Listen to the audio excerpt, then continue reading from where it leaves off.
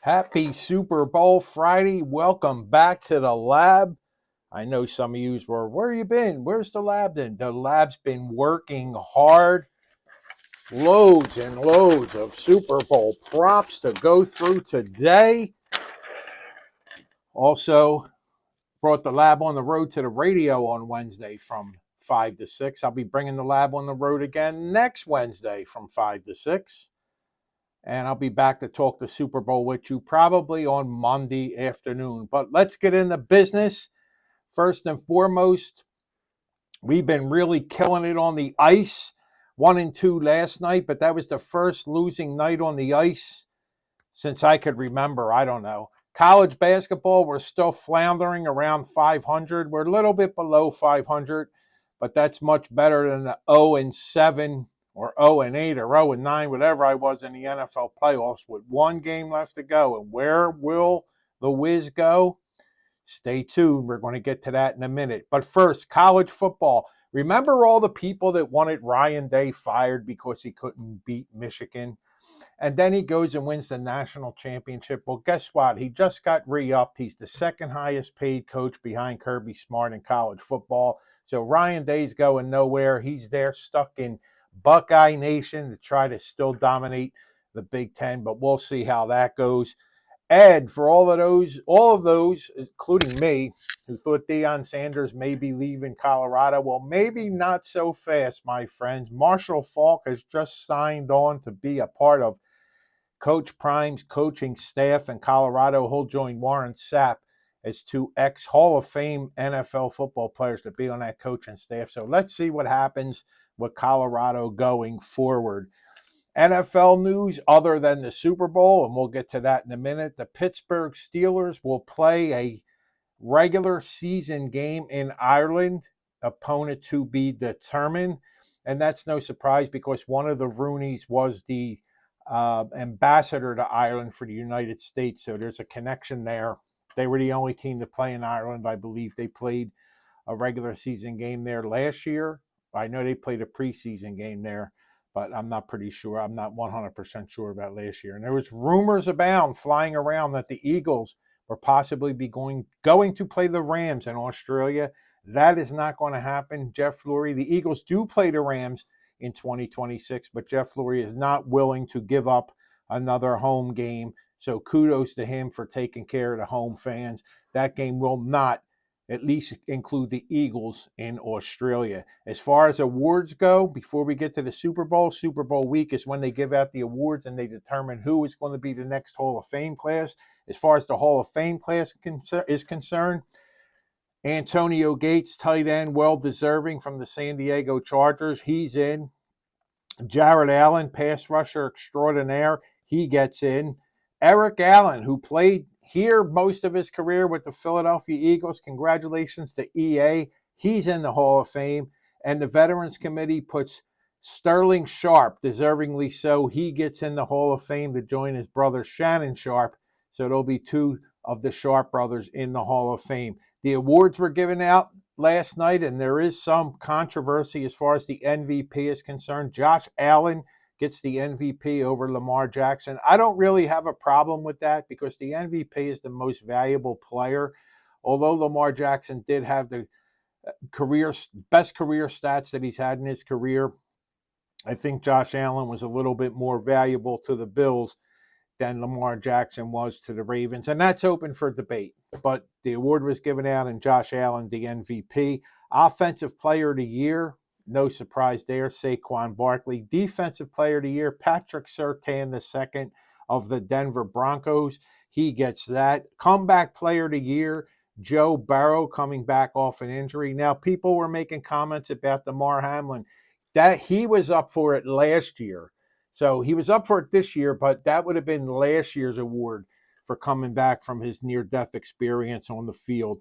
Jaden Daniels, Offensive Rookie of the Year from Washington. No surprise there. Defensive Player of the Year, Eagles fans' favorite, Los Angeles Ram, Jared Verse gets Defensive Player of the Year, again, deservingly so. And Coach of the Year goes to the Minnesota Vikings coach, Kevin O'Connell, who was said to be a hot name until the last couple of weeks of the season, but he's still deservingly gets Coach of the Year. So congratulations to all them folks and the news. But at this point, let's get into what is really going on in the NFL and in the world, I should say. Already some businesses and schools on Monday said we're going to open late due to the Eagles being involved in the Super Bowl. And I don't know what they're doing in Kansas City because they're so used to being in the Super Bowl. But we'll have to wait and see what happens as how the game goes on. Chiefs minus 1.5, total sitting at 49, going back and forth between 48.5 and 50. So money coming in. Chiefs at minus 125 on the money line. The Eagles at plus 105. So you know my philosophy. If you like the Eagles in this game, with the point spread being below 2, your best bet is the Eagles on the money line at plus 105 as opposed to laying the minus 110. So why lay the juice when you think the team's going to win? As far as the quarter plays are concerned, and now we're going to get into the props here. As far as the quarters are concerned, the only quarter that the Eagles are favored in, and it's all by a half a point, the quarters, is the second quarter. You can get them at plus 110. Out of the 4 quarters, that is the only quarter that the Eagles are favored in. The Chiefs are favored for the first half, minus a point, at plus 110. So if you think the Chiefs are going to win the first half, you can get a good price there at plus 110. If you think the Eagles are going to win the second quarter, again, plus 110, nice little price there.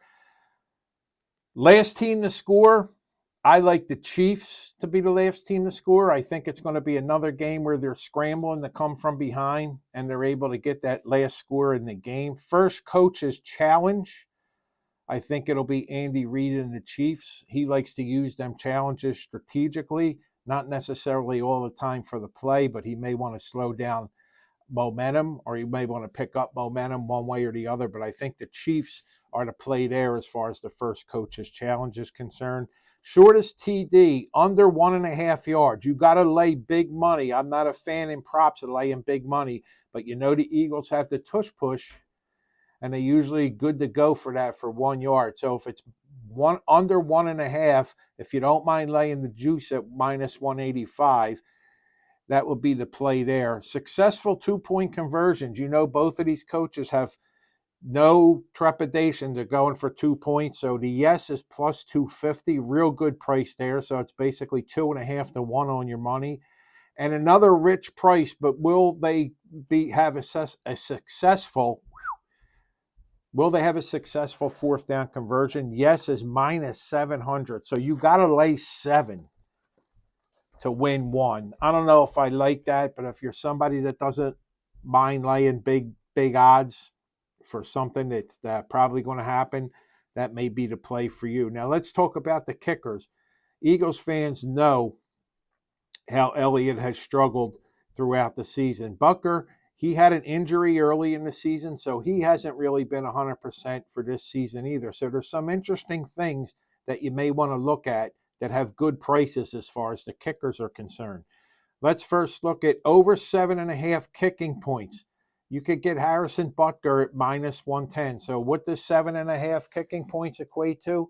Well, that's 2 field goals and 2 extra points. That's 3 field goals. Any combination that gets you over and above 7.5 points, I think the Chiefs can get there. I think Butker could get there.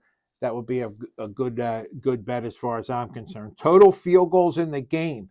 Both teams play really good defense, especially in the red zone. So over 3.5 total field goals may be a real good play here, and you could get a real good price at plus 135. And these odds, by the way, are at BetMGM odds. They could be a little different somewhere else, but I like to look at getting plus money when you're dealing with these props. A missed extra point. I know the game's indoors, and I'm going to get to the next one with the longest field goal, but missed extra point, yes, at plus 300, which is basically 3 to 1. We know how Elliott has struggled on extra points.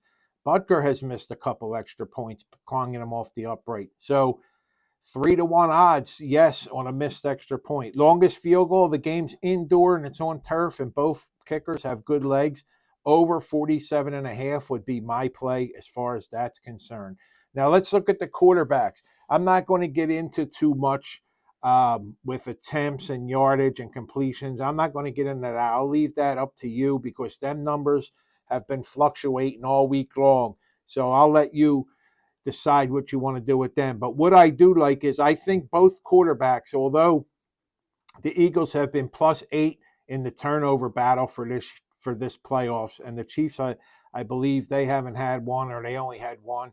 I believe in this game because of the pressure from the defenses. I think both quarterbacks throw at least one interception, and you could get over on both quarterbacks. You can get even money with Patrick Mahomes, and you can get +130 with Jalen Hurts. Pretty good odds there for each quarterback to throw one interception. I like that. As far as running backs are concerned, everybody's throwing money left and right in Vegas and at sports books around the country on Saquon Barkley's props. The prop I like with Saquon Barkley is under 21.5 attempts. Now you're going to say, oh, they're just going to feed him. It's an interesting stat with Steve Spagnuolo's defenses. For whatever reason, running backs, especially in the playoffs, don't get more than 21 attempts against Spagnuolo. So with that said, with Spags being able to neutralize the running games of other teams, I think he'll do the same thing with the Eagles. So I like Barkley under 21.5 attempts. Wide receivers and tight ends, as far as yardage on the first catch, Kelsey's number is 8.5. Now, this means the first catch that they make, and this is the yardage. So I think Kelsey's first catch will be over 8.5. And I also think A.J. Brown's first catch will be over 12.5 yards. As far as tackles are concerned, if you go on the defensive side of the ball, tackles, you got to look at Barkley getting to them second and third levels when he's running the ball, which means Reed will have to make a lot of tackles for the Chiefs to prevent Barkley from getting that big play. So over 3.5 tackles for Reed of the Chiefs looks like a good play here. First TD, I don't like to look at the obvious, and I even do this for future bets. I don't like to look at the obvious. I like to look at good prices of possibilities. The first TD in the game, you could get Patrick Mahomes at 22-1, plus 2,200. Does Patrick Mahomes tuck one away, put his head down, and blast into the end zone to try to fire up his team? At 22-1, I'll take that shot. And as far as the Eagles, if you think they're going to score first, you could get A.J. Brown at 13-1. So there's two on each side. If you think the Chiefs are going to score first, you can get Mahomes at 22-1. If you think the Eagles are going to score first, you can get A.J. Brown at 13-1. That's like them second and third tiers of odds of teams that are going to score or players that are going to score first. First Chief to score, Eagles have problems with tight ends, and I think they're going to really keep an eye on Kelsey, which is going to open up some ground for Noah Gray. I like the first Chief to score a touchdown. You can get Noah Gray at 16-1, so I like that. And the first Eagle to score a touchdown, again, I'm going to stay with the tight end. You can get Dallas Goedert at 9-1. MVP to wrap up, and that's on the last page of this bad boy. You get to the MVP to wrap that up.